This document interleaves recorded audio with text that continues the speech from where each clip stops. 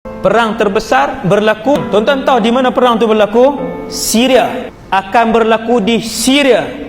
Di antara siapa ustaz? Tentera Imam Mahdi. InsyaAllah kalau kita hidup, kita semua InsyaAllah, kata Rasulullah, dengan pasukan musuh gabungan ke seluruh orang-orang kafir yang di atas muka bumi Allah. Kesemua mereka akan bersatu. Last sekali kita menang. Saya sebut satu benda yang agak menarik, iaitu sebut juga ketika mana umat Islam menang. Tuan-tuan bayang, bila tentera Islam menang, seluruh kekayaan berapa puluh gabungan negara waktu tu, lebih kurang gabungan 70 buah negara, mereka akan meninggalkan kekayaan mereka di situ. Tuan-tuan bayang, Rusia tinggal kekayaan dia, China tinggal kekayaan dia, Amerika Syarikat tinggal kekayaan dia, Itali tinggal kekayaan dia di situ. Waktu tu kata Rasulullah, ketika itulah ghanimah la tuqsam, ghanimah tidak dibahagikan. Ada hadis tuan, hadis sahih. Ghanimah ni harta rampasan perang. Kerana ketika itu dekat dengan kemunculan Dajjal. Berapa hari je waktu tu dengan tarikh kemunculan Dajjal. Dan ketika itu ada satu suara menipu yang datang ke kem umat Islam ketika mana mereka sedang mengumpulkan ghanimah. Suara menipu itu menyebutkan kharaja fikumud Dajjal, kharaja fikumud Dajjal. Dajjal telah pun keluar, dia telah masuk ke perkampungan kamu dan bandar kamu, dia telah pun bertemu dengan ahli keluarga kamu, baliklah segera. Maka ketika itu pemimpin umat Islam akan menghantar 10 orang panglima perang yang paling hebat untuk pulang dengan segera dan melihat suasana apakah yang dilakukan oleh Dajjal. Kata Rasulullah, aku kenal setiap 10 orang itu.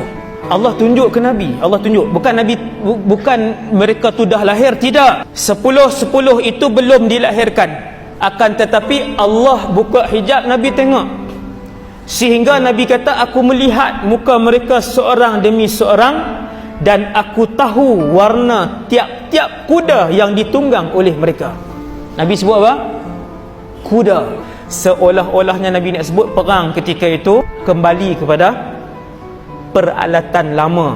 Wallahu alam. Saya sendiri pun kita tak tahu nak sebut macam mana, kita tak tahu. Tapi yang tu antara hadis yang dengan jelas Nabi sebut boleh jadi kata para ulama hari ni juga. Ulama hari ni kata boleh jadi campur di antara peralatan perang yang lama dan juga peralatan perang yang moden.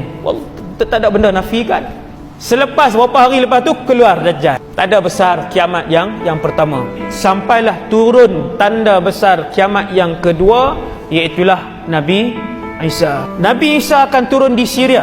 Tuan-tuan, Nabi sebut dalam hadis itu, Nabi Isa akan turun di atas satu menara masjid. Kata para ulama, masjid itu hari ini adalah Masjid Al-Umawi. Ketika mana Imam Mahdi dan Mujahidin sedang qamat, Allahu Akbar, semayang subuh, kata Rasulullah. Ada dua riwayat, dua riwayat sahih. Saya sebut satu je supaya tuan-tuan tak keliru kan. Saya pilih riwayat semayang subuh. Syahadu an la ilaha illallah. Imam Mahdi, Nabi Isa turun. Baina mahrudatain. Nabi Isa meletakkan kedua-dua tangannya di atas sayap dua orang malaikat. Baina ajnihati malakaini. Malakai dua malaikat. Kan? Nabi Isa pun turun di atas menara. Qad qamatis salatu, qad qamatis salah. Allahu akbar. Nabi Isa turun tu, masuk dalam masjid.